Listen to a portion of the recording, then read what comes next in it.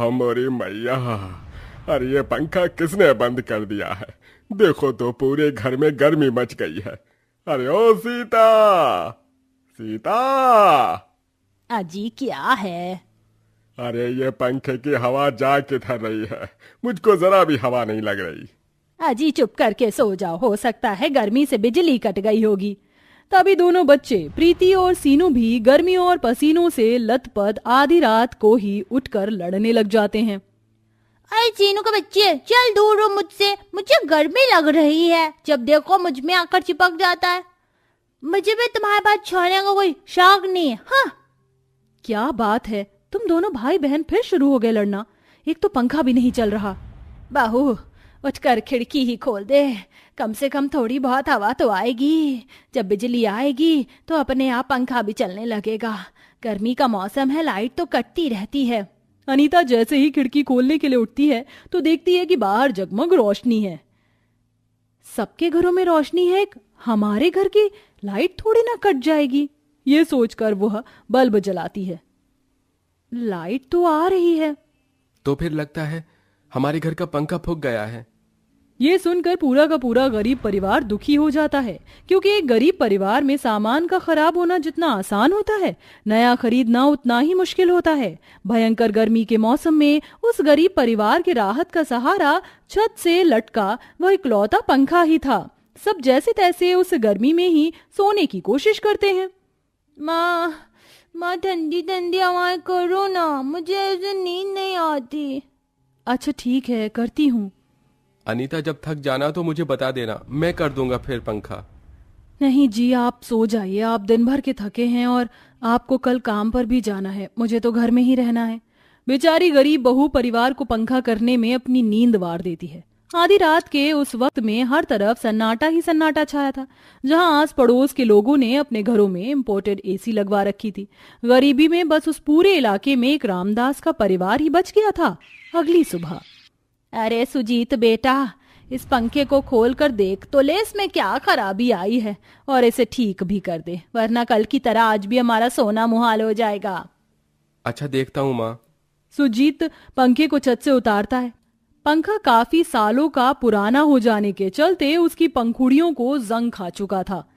हे भगवान, इस पंखे की पंखुड़ियां तो एकदम पतली चादर हो गई हैं। तभी तो इस पंखे की हवा एकदम धीमी हो गई थी। अनीता, जरा एक कपड़ा तो देना, इस पंखे को साफ कर देता हूँ और इसमें थोड़ा तेल डाल दूंगा तो ये पंखा चालू हो जाएगा शायद। लेकिन पंखा साफ करते हुए सुजीत से उसकी पंखुड़ियां टूट जाती हैं।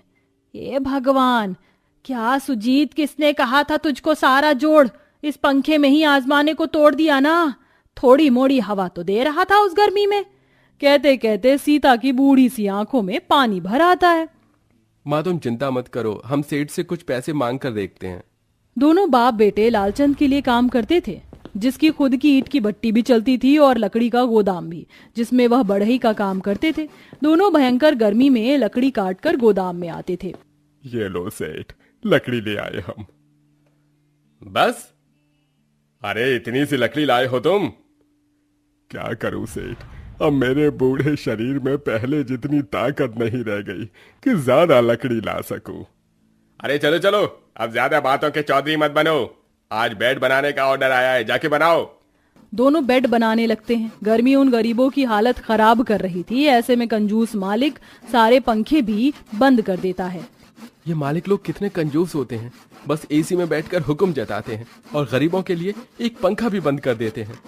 अरे जाने दे बेटा, इन अमीरों की बस की थोड़ी है हम जैसे गरीबों की तरह गर्मी में खून पसीना बहाना। कुछ घंटों में शाम ढल जाती है। सेठ, हमने बेड बनाकर पूरा कर लिया। चलो बढ़िया है, ये लो तुम दोनों के 100 रुपए 100 रुपए। ये क्या दे रहे हो सेठ? लकड़ी का पलंग बनाने की लागत तो 500 रुपए है कम से कम भी। अच्छा, तू बड़ा आया महारथी 500 लेने वाला है? ये सुनकर सुजीत की आंखें रोने सी हो गईं। अच्छा ठीक है, नहीं देना तो मत दो, लेकिन सेठ मेरे घर का पंखा एकदम खराब हो गया है और तुम तो गर्मियों का हाल देख रहे हो। मुझे 1,500-2 हजार एडवांस चाहिए, पंखा खरीदना है। यहाँ एडवांस का कोई चक्कर नहीं बबुआ, चलो जाओ जयराम जी की। दोनों मायूस चेहरा लेकर घर चले आए, जहां सबके चेहरे पसीनों में तर थे। अजी पंखा खरीद लाए क्या? नहीं सीता, उस मक्कार सेठ ने एक पाई नहीं दी हमको, और 1,500-2,000 से नीचे का तो पंखा ही नहीं है। अब यहाँ तो हम गरीब माँ बाप बेटे तुम सबका पेट ही भरवा सकते या ये पंखा ला सकते। बेचारे उन गरीबों के घर में एक तरफ बेतहाशा गर्मी थी तो दूसरी तरफ घनघोर गरीबी मुंहबाए खड़ी थी। सब दिल उदास किए रूखा सूखा खाते हैं। इसी तरह सिलसिला जारी था। हाय हाय, आज तो शाम में भी घर में ऐसा लग रहा है मैं जल जाऊंगी। बहू, आज बिस्तर बाहर ही लगा दे। अब तो इस गर्मी में हम गरीबों को पवन देव का ही सहारा है। सब आंगन में बिस्तर डालकर सो जाते हैं, लेकिन मच्छर भिनभिनाने लग जाते हैं। अरे इन मच्छरों ने तो काट काट कर पूरा शरीर लाल कर दिया है। एक पत्ता भी हिलडुल नहीं रहा कि थोड़ी हवा लगे। आए हाय। इतनी कठिनाई और गर्मी के कहर में बिना पंखे के सोना सास बहू से सहा नहीं जाता। माँ जी, अब ये गर्मी और नहीं बर्दाश्त होगी। अब हम सास बहू को कुछ करना होगा, मगर क्या करेंगे बहू? पैसा पास होता तो पंखा ही खरीद लाते, वो तो है नहीं। लेकिन जंगलों में लकड़ी और घास तो है, उन्हें काट काट हम लकड़ी का पटरा, घास की झाड़ू ये तो बनाकर बेच सकते हैं। हाँ, ये सही सोचा है। दोनों सास बहू कड़ी गर्मी में जंगल में आती हैं। ये बाकी सारे पेड़ तो एकदम हरे भरे हैं, सिर्फ एक यही पर बंजर और सूखा है। इसे काट लेती हूँ। वह जैसे पेड़ में कुल्हाड़ी चलाने वाली होती तभी पेड़ एकदम हरा भरा हो जाता है और पत्तों से भर जाता है। ठहरो, मुझको मत काटो। तुम तो एकदम से हरे कैसे हो गए? यहाँ तो सूखा सा पेड़ था। क्योंकि मैं जादुई पेड़ हूँ। लोगों से अपनी पहचान छुपा कर रखने के लिए मैं बंजर बना रहता हूँ। तुम्हें क्या चाहिए?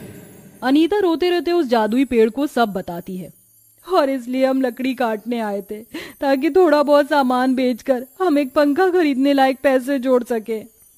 उसकी जरूरत? ठहरो। पेड़ झूम झूम कर अपने ऊपर से कुछ जादुई पेड़ की डाली गिराता है। ये लो, ये जादुई लकड़ी ले जाओ और इसे जो भी पंखा तुम बनाओगी वो तुम्हें इतनी ठंडी ठंडी हवा देगा कि एसी भी फेल हो जाएगा और तुम्हारी परेशानी भी मिट जाएगी। जादुई लकड़ी घर लाकर दोनों गरीब सास बहू अपने पति से प्यारा सा पंखा बनवाती हैं और सुजीत उसे छत से टांग देता है। हाँ, आप दोनों के कहने पर हमने ये लकड़ का पंखा बना तो दिया, लेकिन लगता है नहीं चलेगा। तभी एकदम से पंखा बिना बिजली के चालू हो जाता है। अरे वाह, ये पंखा कितनी तेज तेज चल रहा है और कितनी ठंडी हवाएं भी दे रहा है, जैसे कि जादुई पंखा हो। तभी एक चमत्कार हो जाता है। जादुई पंखा किसी इंसान की तरह पटर पटर बोलने लगता है।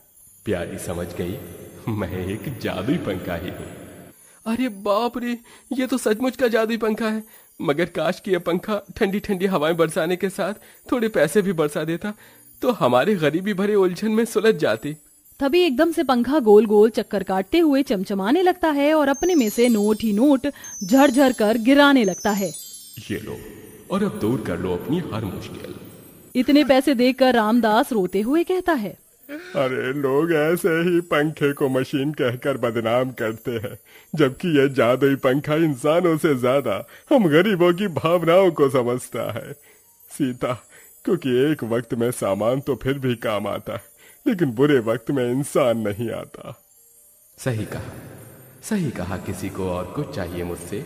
तभी सीनू हाथ उठाकर बोला, हाँ, मुझको चाहिए नए नए कपड़े और अच्छे वाले जूते भी। तभी जादुई पंखा नन्हे सीनू की फरमाइश भी पूरी करता है। ये लो राजा बेटा, अब खुश? अब सब एक एक करके अपने अपने लिए कपड़े लेते हैं, खाने पीने की चीजें मांगते हैं और उस गरीब परिवार के दिन राहत में बीतते हैं। साथ ही सुजीत एक पंखे कूलर की दुकान खोलता है, जिससे वह पैसे दे पाने में असमर्थ गरीबों को पंखे फ्री में देकर मदद करता है।